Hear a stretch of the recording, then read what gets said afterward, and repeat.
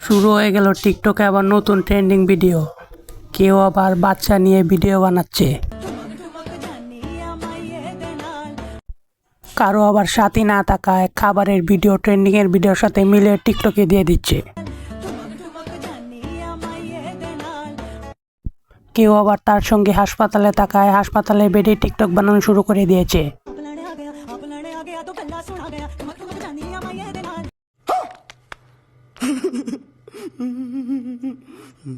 এদিকে মানুষের টিকটক করারও হাসেরও হয়ে গেছে।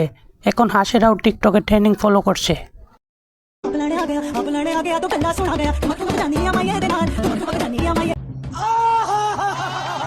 আর এদিকে এই লোকের তো সঙ্গে আর বউ না থাকার জন্য সে জুতার ভিডিও করে টিকটকে ট্রেন্ডিং এ দিচ্ছে।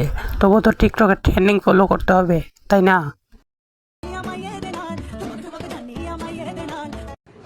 আরে এরা কারা? কোত্থেকে? আমি কি কাউকে গালি দিয়েছি?